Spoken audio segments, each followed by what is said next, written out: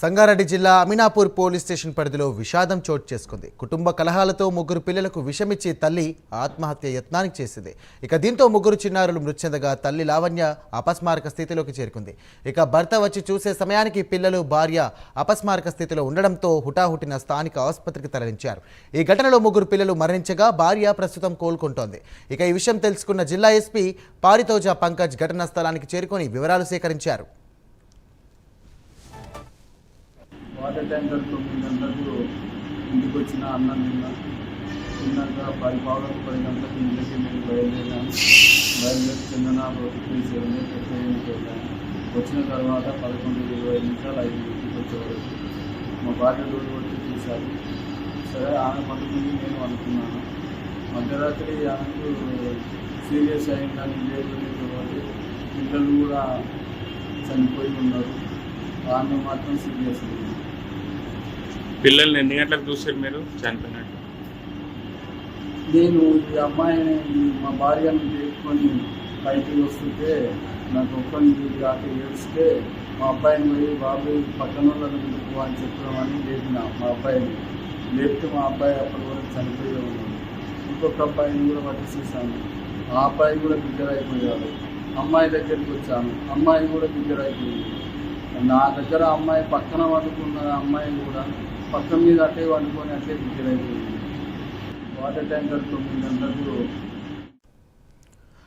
Breaking చూస్తున్నాం. సంగారెడ్డి జిల్లా Aminapur police station పరిధిలో విషాదం చోటు చేసుకుంది. కుటుంబ కలహాలతో ముగ్గురు చిన్నారులకు విషమిచ్చి తల్లి ఆత్మహత్య యత్నానికి పాల్పడింది. దీనికి సంబంధించినటువంటి మరిన్ని డీటెయిల్స్ మా కరెస్పాండెంట్ కుమార్ అందిస్తారు. కుమార్, చెప్పండి.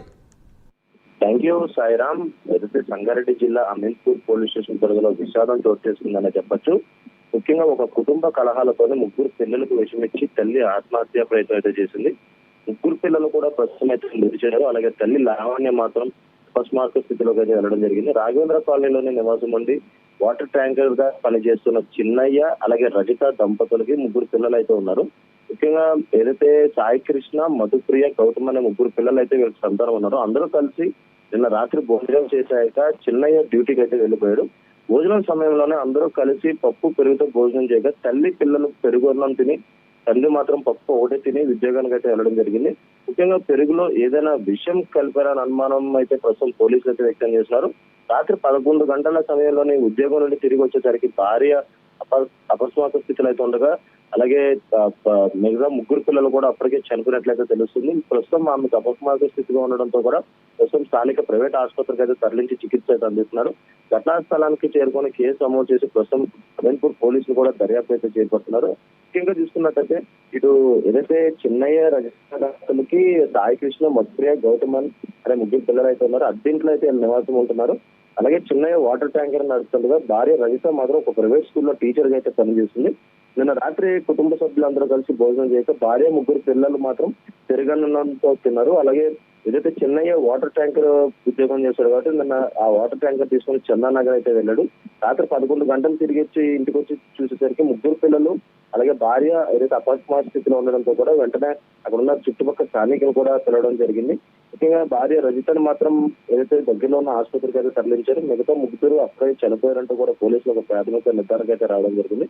ఇంట్లో ఏదైతే పోలీసులు ప్రస్తుతం దీనిపై కేసు అయితే నమోదు చేశారు. మృతికి గల కారణాలు ఏంటనే దానిపై ప్రస్తుతం పోలీసులు అయితే విచారణ అయితే చేపడుతున్నారు. అలాగే సంఘటనా స్థలానికి కూడా ఏదైతే జిల్లా ఎస్పీ పారితోజ పంకజ్ కూడా అక్కడికైతే చేరుకొని పూర్తి వివరాలు అయితే సేకరించే పని అయితే చేస్తున్నారు. సాయిరామ్. కుమార్.